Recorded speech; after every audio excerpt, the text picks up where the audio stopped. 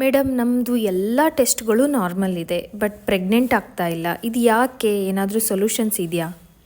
Hello hi, ನನ್ನ ಹೆಸರು doctor Geetha SK, ನಿಮ್ಮ ಗೈನಕಾಲಜಿಸ್ಟ್ ಮತ್ತು IVF ಸ್ಪೆಷಲಿಸ್ಟ್. ಇಂಥ ಎಷ್ಟೋ ಜನ ಕಪಲ್ಸ್ ಬರ್ತಾರೆ, ಮೇಡಮ್ ರಿಪೋರ್ಟ್ಸ್ ಎಲ್ಲ ನಾರ್ಮಲ್ ಇದೆ, ಬಟ್ ಸ್ಟಿಲ್ ನಾವು ಪ್ರೆಗ್ನೆಂಟ್ ಆಗ್ತಾ ಇಲ್ಲ, ಯಾಕೆ? ಇದಕ್ಕೆ ಏನಾದರೂ ಸೊಲ್ಯೂಷನ್ ಇದೆಯಾ ಅಂತ ಕೇಳ್ಕೊಂಡು. ಫಸ್ಟ್ ಆಫ್ ಆಲ್, ನಾವು ಮಾಡುವಂತಹ ಇನ್ವೆಸ್ಟಿಗೇಷನ್ಸ್ ಎಲ್ಲದಕ್ಕೂ ಲಿಮಿಟೇಷನ್ಸ್ ಇದೆ.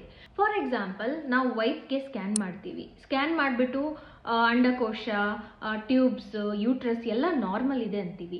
ಬಟ್ ಇದು ಫಿಸಿಕಲ್ ಅಪಿಯರೆನ್ಸ್ ಅಲ್ಲಿ ಮಾತ್ರ ನಾರ್ಮಲ್. ಪ್ರತಿ ತಿಂಗಳು ಫಾಲಿಕಲ್ ಬರ್ತಾ ಇದೆ ಅಂತ ಹೇಳ್ತೀವಿ, ಆದರೆ ಫಾಲಿಕಲ್ ಅಲ್ಲಿ ಇರುವಂತಹ ಎಗ್ ನಾರ್ಮಲ್ ಇದೆಯಾ, ಅದರದ್ದು ಜೆನೆಟಿಕ್ಸ್ ಏನು, ಫರ್ಟಿಲೈಸೇಷನ್ ಕೆಪಾಸಿಟಿ ಏನು, ಅದು ಟ್ಯೂಬ್ ಮೂಲಕ ಟ್ರಾವೆಲ್ ಮಾಡುವಂತಹ ಕೆಪಾಸಿಟಿ ಇದೆಯಾ ಇಲ್ವಾ ಅನ್ನೋದನ್ನ ನಾವು ಯಾವುದೇ ಟೆಸ್ಟ್ಗಳ ಮೂಲಕ ಕಂಡುಹಿಡ್ಕೊಳ್ಳೋಕ್ಕಾಗಲ್ಲ. ಇನ್ನು ಟ್ಯೂಬ್ ಅಲ್ಲಿ ಇರುವಂತಹ ಸಿಲಿಯಾ ಅಂದ್ರೆ ಹೇರ್ ಲೈಕ್ ಸ್ಟ್ರಕ್ಚರ್ ಅಂತೀವಿ, ಅದು ಅಂಡಾಣುನ ಈ ತರ ಪುಷ್ ಮಾಡಿ ಗರ್ಭಕೋಶಕ್ಕೆ ಕಳಿಸುತ್ತೆ. ಈ ಒಂದು ಫಂಕ್ಷನಾಲಿಟಿನ ಟೆಸ್ಟ್ ಮಾಡುವಂತಹ ಯಾವುದೇ ಬ್ಲಡ್ ಟೆಸ್ಟ್ ಅಥವಾ ಸ್ಕ್ಯಾನಿಂಗ್ ಇಲ್ಲ.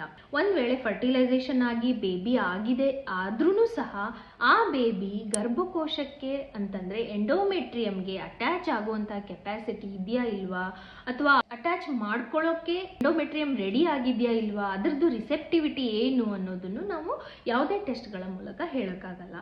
ಇನ್ನು ಹಸ್ಬೆಂಡ್ ಸಿಮೆನ್ ಅನಾಲಿಸಿಸ್ ಮಾಡಿದಾಗ ಅಂದ್ರೆ ಕೌಂಟ್, ಮಾರ್ಫಾಲಜಿ, ಮೊಟಿಲಿಟಿ ಎಲ್ಲ ಹೇಳ್ತೀವಿ, ಬಟ್ ಅದರದ್ದು ಜೆನೆಟಿಕ್ಸ್, ಫರ್ಟಿಲೈಸೇಷನ್ ಕೆಪಾಸಿಟಿ ಮತ್ತೆ ಅದರ DNA ಏನಾದರೂ ಡ್ಯಾಮೇಜಸ್ ಇದೆಯಾ ಇಲ್ವಾ ಅನ್ನೋದನ್ನು ನಾವು ಯಾವುದೇ ಟೆಸ್ಟ್ಗಳ ಮೂಲಕ ಹೇಳಕ್ಕಾಗಲ್ಲ.